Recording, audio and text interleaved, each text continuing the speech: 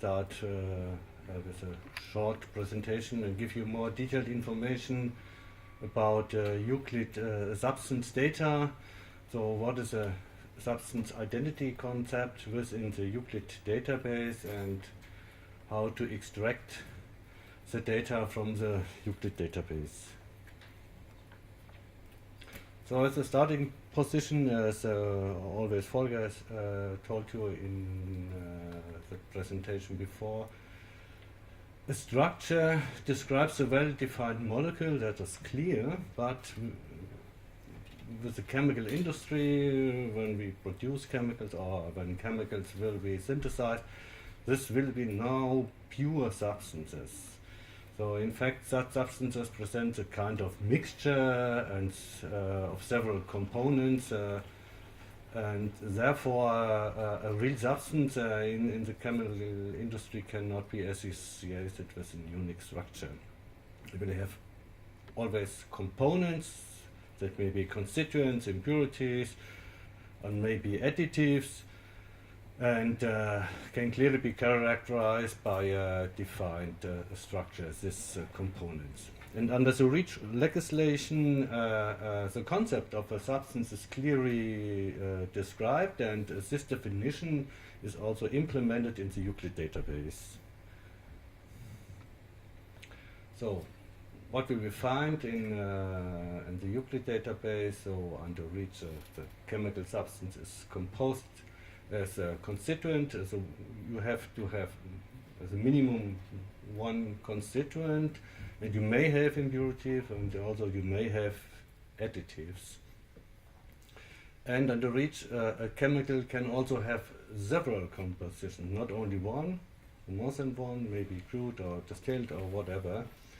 And in addition, under REACH, the type of the chemical substance can be a so-called monoconstituent substance. That means substances which have a composition in which one main constituent is presented at least more than 180%.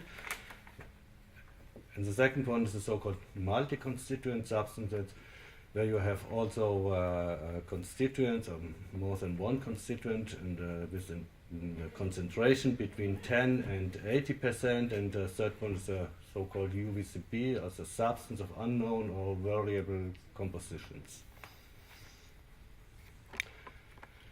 Within the Euclid database, for this example, for a monoconstituent substance, you find here with an example with two different compositions. And if you click here, in Euclid database, you see here we have a monoconstituent substance, we have one constituent, we have one additive. The second example for multi-constituent substance, in this case, we have a substance with four different constituents and three additives. And all these constituents and the impurities are characterized by a structure, but the substance, the complete substance, has no structure.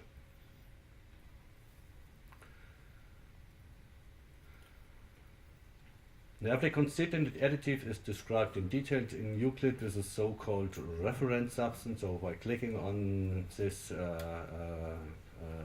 constituent or additive, a reference substance popped up with detailed information.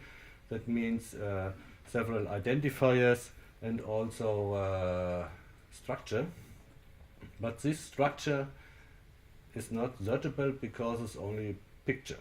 You cannot search for the structure, but as Volker said, you can search for a Smiles code. So maybe a Smiles code or Smiles notification is in the reference substance as an identifier. You can search therefore, but you cannot search for the structure itself.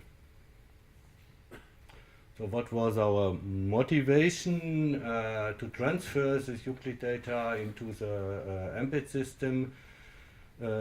Euclid has limitations, that means no structure search, and also the query tool that is available is very complex, is very complicated, and you can not search very easy in this query tool within in the Euclid database. So as a result, we transferred the Euclid substance composition and 43 Euclid endpoint data from the Euclid database into the MPID system. And during this transfer process, the structures from the constituents, additives, and so on are assigned automatically to the substance, or to the structure are automatically assigned to the substance. And now, in contrast to the Euclid, the MPID allows structure search and data search.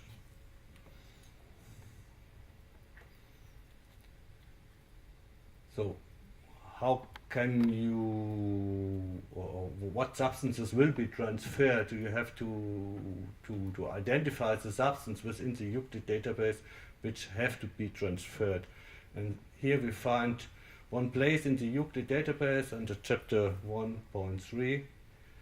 There is some fields, other IT system identifier, and here you can store some information like your in-house identifiers, or you can give information about a category grouping, or you can give this information here. And that means all substances which have this COMTOX and MPID transfer stored in this field in Euclid will be transferred from the Euclid system into the MPID. What kind of information will be transferred? So in each endpoint study record, some information we select for identify for the import criteria, and you find this information in the administrative data or on the data source and test material.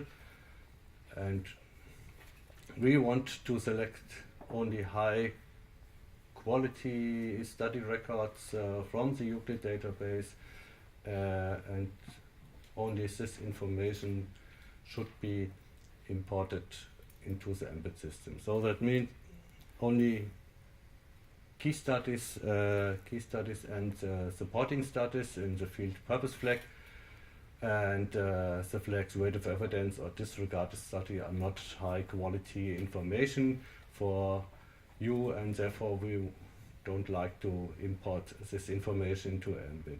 And also we import only studies with reliability 1 and 2, and 3, that means not reliable, or 4, not assignable, are not helpful to characterize the relevant endpoint information.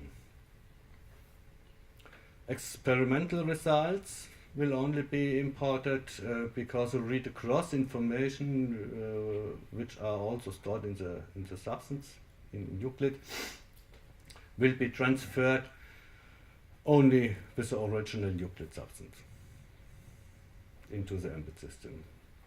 So study records, publications, and review article in the field reference type will be used, but secondary source and Reigl literature should not be imported. And in addition, only endpoint study records marked with an yes under the field test material are reasonable.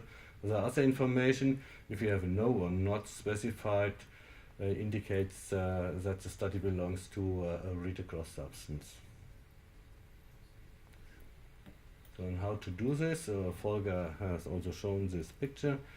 During the transfer from the Euclid database to the MPID system, the whole information will be transferred from Euclid to MPID.